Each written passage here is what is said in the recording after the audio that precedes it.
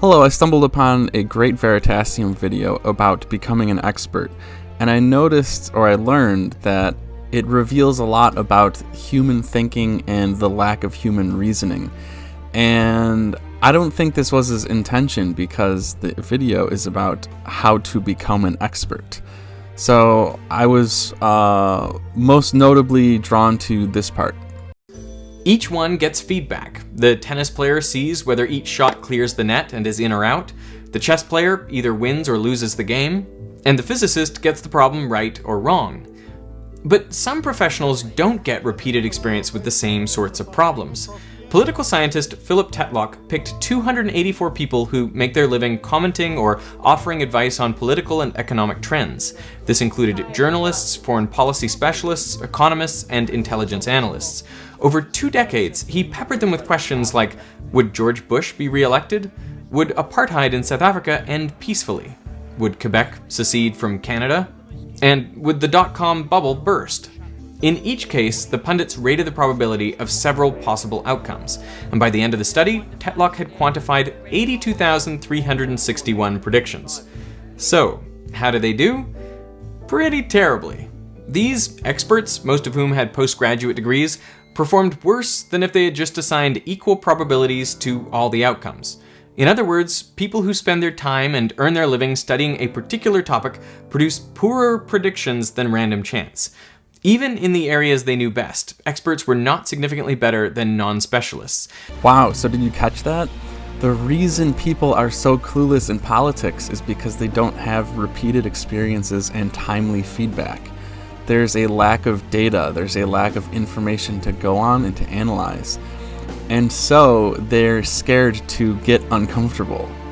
And they're scared to fall back on reasoning, fall back on debate, fall back on their instincts. They instead want to just extrapolate past trends. But the problem with politics is there's so much groupthink, there's so much propaganda, and there's such a lack of data that it's very hard to do so.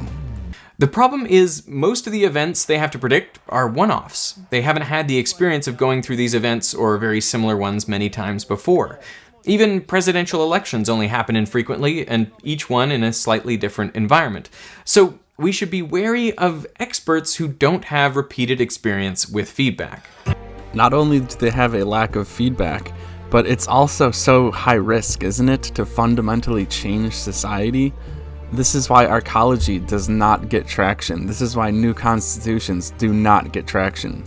Because people have a very hard time reasoning, they have a very hard time adopting a brand new worldview, and then abstractly thinking about game theory and thinking about incentive structures and thinking about how those incentive structures and how those rule sets will play out over time, over potentially decades or centuries.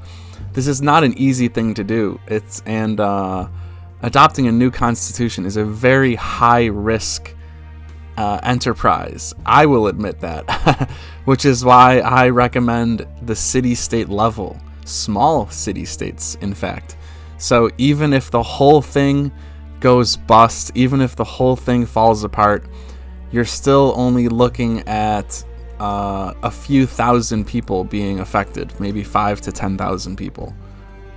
In 2006, legendary investor Warren Buffett offered to bet $1 million that he could pick an investment that would outperform Wall Street's best hedge funds over a 10-year period. Crisis and the market tanked.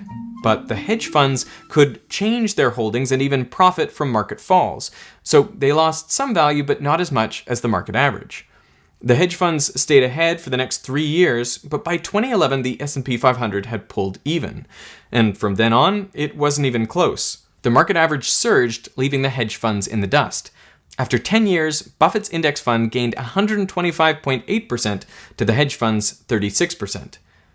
Now, the market performance was not unusual over this time. At 8.5% annual growth, it nearly matches the stock market's long-run average. So why did so many investment professionals with years of industry experience, research at their fingertips, and big financial incentives to perform fail to beat the market? Well, because stocks are a low validity environment. Over the short term, stock price movements are almost entirely random. Entirely random, huh? That's because you're not investing your capital into real estate, into steel, into housing, into businesses, into machinery, into vehicles, things that produce value, tractors, oil refineries, yada yada yada, etc., etc., etc. The playing the stock market is like playing the casino. You just bet that it goes up, bet that it goes down, over and over and over, and you'd keep your fingers crossed.